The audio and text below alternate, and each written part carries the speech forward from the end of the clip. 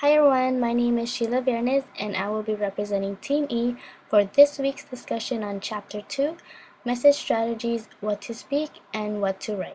In this chapter, it mentions that speaking is inherently more powerful than writing, and that it is easier for the receiver in whom you are talking to receive the message you are giving to them. However, speaking is not the only priority in communication, but also attitude. One's attitude is the driving force of the communication. It states in the book that 93% of the information your audience receives comes from the tone of your voice. However, the book expands on the effective ways of communicating, in which they break it down into 5 parts. 1. Tone of voice. 2. Facial expression. 3. Body language. 4. Word selection. And 5. Delivery.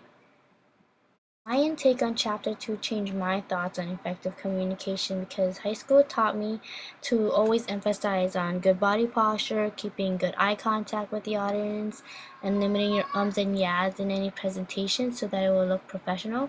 However, the book has it differently, in which in order to have a great conversation, the speaker needs to speak with an open mind, an enthusiastic voice, and a great attitude.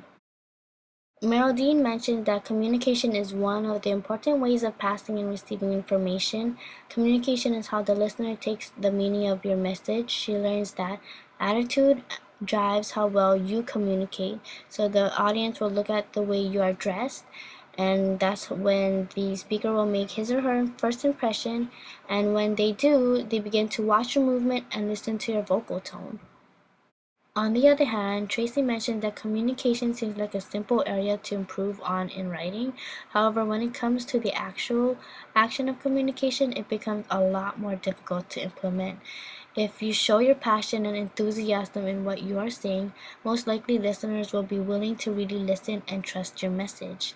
According to the book, meaning starts in your mind and flows to your body and then to your audience.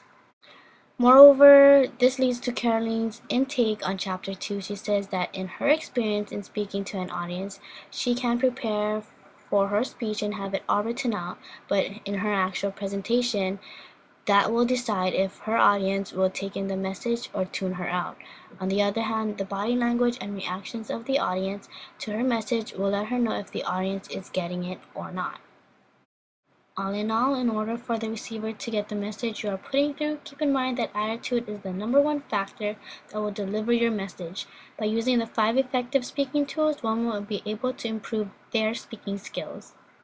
I hope you guys enjoyed this presentation from Team E on Chapter 2, and we will see you on our next discussion.